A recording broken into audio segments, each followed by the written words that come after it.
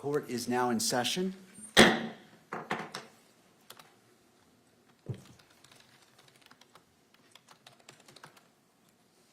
Counsel, if you could enter your appearances, please. Your Honor, Christopher Ballard, Ryan McBride, Chad Grunander, and Lauren Hunt on behalf of the state. Good afternoon.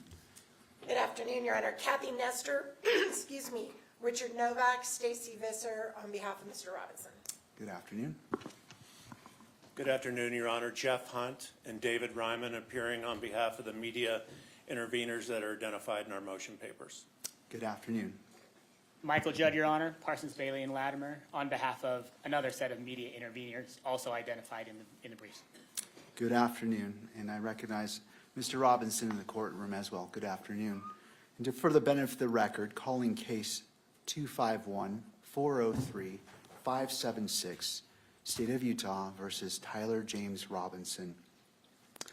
Counsel, as we're moving forward today, I want to give an overview of what we anticipate doing. And it comes down, we're addressing three issues.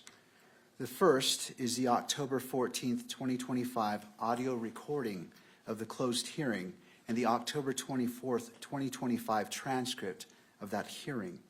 The second is the state's motion to amend or clarify the publicity order, commonly known or referred to as the gag order. And finally, the motion for limited intervention and request for notice of motions to close, seal, or reclassify, and which has been filed by the media organizations and by counsel who are present today. So as we begin, the first part is we'll begin by addressing the October 14th audio recording and the October 24th transcript. This portion of the hearing will be closed so that I may hear from the parties regarding which portions of the recording the record should remain sealed.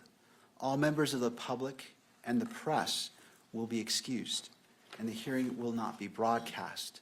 And this is because I need to hear what should or should not be sealed or protected, and it would not benefit to have everyone listen to what should be sealed.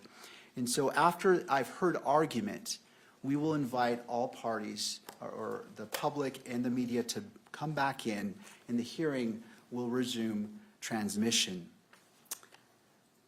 We will then take up the motion for limited intervention, followed by the state's motion to amend or clarify the publicity order. These portions, the last two portions, will be open to the public and to the press. After hearing argument on all three matters, I will take a brief recess and then return to issue my ruling today. We will then stand in recess. So at this point, we'll go ahead and excuse the public and the media, and it is the court's order that transmission be terminated temporarily.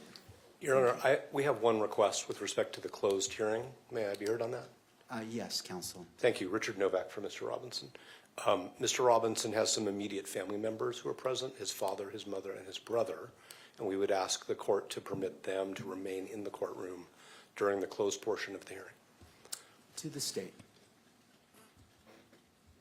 My only concern with that, Your Honor, is that we're going to be talking about court security measures. And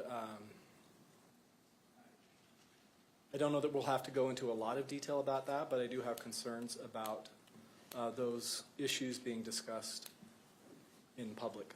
All right. Mr. Novak, do you have authority that supports allowing them to remain in a closed hearing? No, I think it's subject to the court's discretion to decide who is and is not an appropriate member of the public. I think they have a unique relationship with Mr. Robinson, and they would certainly abide by any orders the court makes concerning disclosure of what is discussed in closed session. But obviously, it's up to the court. Thank you, Mr. Novak. I'm going to rule that they will be excluded as well. It is just given the nature and the sensitivity of it, I believe it is appropriate to treat all parties in the public equally, though I do recognize their relationship with Mr. Robinson. Thank you for your request. All right, we will go into the closed session. Thank you.